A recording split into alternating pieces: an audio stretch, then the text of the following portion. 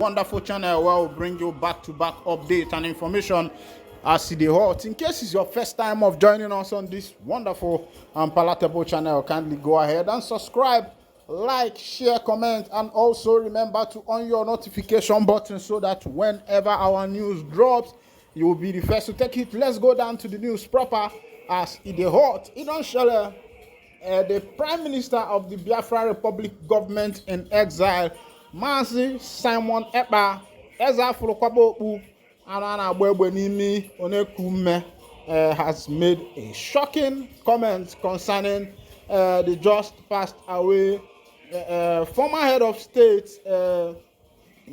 General Yakubu Gowon, who the news had it that he died at the age of 88. Although the man has really outlived his life. Simon Ekpa said, I'm currently on Mazi Simon Ekpa's X-handle, formerly known as Twitter. He said, go and wake the evil man up. He died because he saw Biafra coming. Please bring all the magicians to wake him up. He can't die now. Maybe after 21/10/2023, he can die again after our Finland convention. I just want him to see something before he died.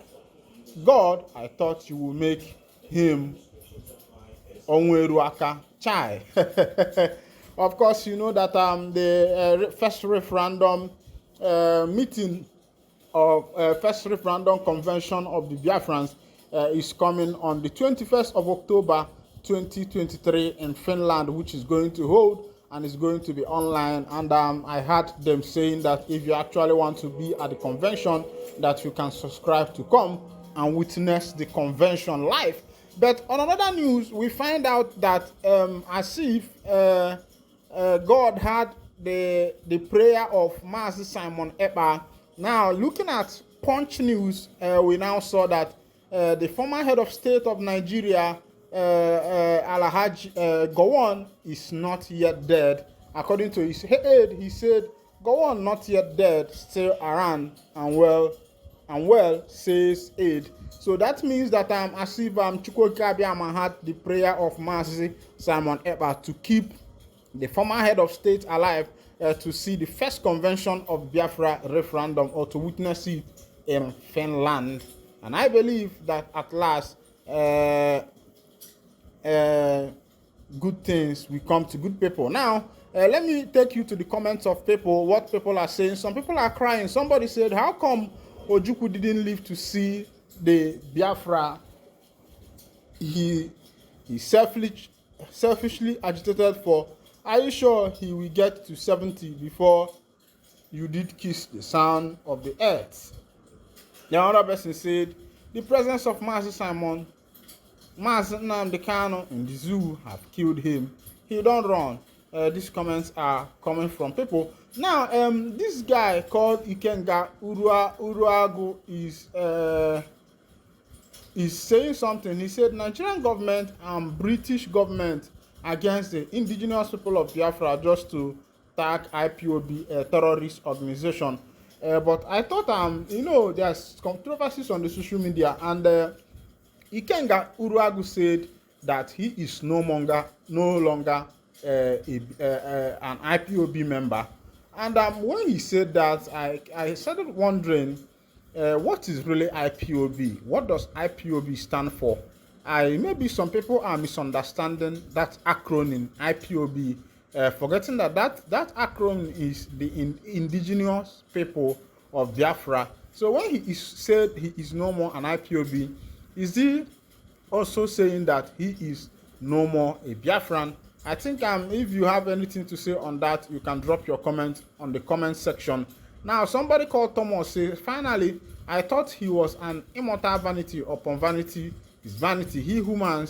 We humans can do anything to show power, but God is the owner of everything. Another person said, Religious Freedom said, he is not worthy to be a living witness of the restoration of Biafra, which will happen very soon. Good God provides over the affairs of Biafra. Amen. Then Lois Proctor said, he died because the news of the woto is getting to him and he can't bear or listen to such news again. We all Biafrans knows that he can never rest in peace because The 5,000 people that died during the war will never let him rest. Meanwhile, it is not 5,000 people that died. About 3 million people lost their lives during the Biafra Nigeria Civil War, which took place in 1967 to 1970. Even though, because of what we don't really know, the government, stopped the history of the nation from the Nigeria's curriculum, and maybe many children were not able to have a first-hand, a touch of the history of what happened between 1967 to 1970, because the federal government removed that from the educational curriculum. But I think even as at that, there is no way you can hide an ideology.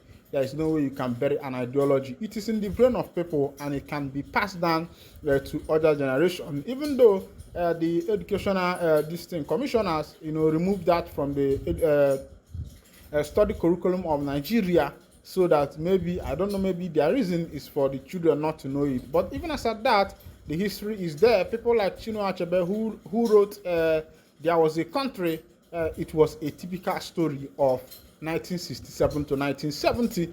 Then Chimamanda's Half of a Yellow Sun was also a full story, or part of the story, which you can say it's fictitious, but looking at what happened between 1967 to 1970, you will agree with me that that is the story of the event. Now, let's go down to the comments of people. Now, somebody said, his name is Chinemere Robert, said, Biafra liberation is spiritual, just as he said. He won't be alive and see Biafra come. As it is right now, we the legions evoke over 5 million Biafran children. Entire Biafran he massacred ancestors, heroes, and heroines that died to begin to torment him. Don't allow his spirit to rest. People are saying so many things, but the modus operandi of the matter is that the man is not yet dead, according to his social media aide, that he is fully alive. I don't know whether they are trying to hide something from the public, or maybe there is something else that is actually going on. But with time, there is nothing hidden under the sun, as they say, or nothing hidden under the okpuru anyanwụ. Whatever that is hidden also, which will actually come to light, and everybody will see it. Meanwhile, let's go to another information as it is hot for Imo State. Of course, you know that November 11th is the gubernatorial election of about 3 states in Nigeria who had some court issues, and the electoral date were changed. Now, Imo State, Bayelsa, and one other state is among the states that is going to be conducting their election on November 11th. And Apuga said, Soludo said, Apuga is ready to reclaim Imo. I'm trying to look at the history of the gubernatorial ladder in Imo State to try to find out if there has been a time when Apuga has been in the office. I don't know, during the time of Ohaken, whether Apuga was in existence. I think during the time of Ohaken, that was AC or something like that, or ANC, something like that. That was the party Ohaken used becoming the governor of Imo State. Now, during the time of Rocha Sokorocha, it was, what is it called? It was APC. I think Okorocha, either he used Apuga to enter. Yes, Okorocha entered with Apuga and then moved to APC. History can never die, and when people do things, those things does not go away from the minds of the people. The governor of Anambra State, Professor Charles Soludo, on Tuesday insisted that the All Progressive Grand Alliance will reclaim Imo State in November 11th, 2023 governorship election. Soludo disclosed this while receiving the party's governorship candidate in the state, Tony Ejogo, at the Anambra State Government House in Awka. He said, "You will agree with me that Imo State has been a stronghold of Apuga. Most of our founding fathers are also from the state. Imo is Apuga and Apuga is Imo. We have been through trials and tribulation in the past, yet we remain strong as a party. It is time to reclaim Imo through our persistence and consistency. Apuga is the first party to be registered with the word progressive in its name. Others see parties as a political platform to win election, but Apuga, we believe in true federalism with a mandate, core value, framework, and structure to move the nation forward. Soludo is the one that is actually making this point. He added, the Herculean task of defeating an incumbent is achievable, as evidenced by the massive support the party has enjoyed in the past in Imo, where it won elections with forthcoming governorship election. APGA has shown and demonstrated its commitment to the development and progress of Imo State through a credible candidate. Soludo also received other governorship candidates of the party, including Idoko Kensle Ilona from Kogi and Honorable Subiri Oebodi from Bayelsa State, reiterated that APOGA remains the only party in Nigeria that has shown empathy, passion, and genuine interest in improving the lives of the citizens. Meanwhile, I'll be winding down the curtain here. Still remember that you are still with your one and only, and but only. Don't touch that dial, because this is where you need to be. And if this is your first time of joining us, please kindly go ahead and subscribe, like, comment, share, and also remember to on your notification button so that whenever our news drop, you will be the first. We will collect them. Thank you for listening. God bless you.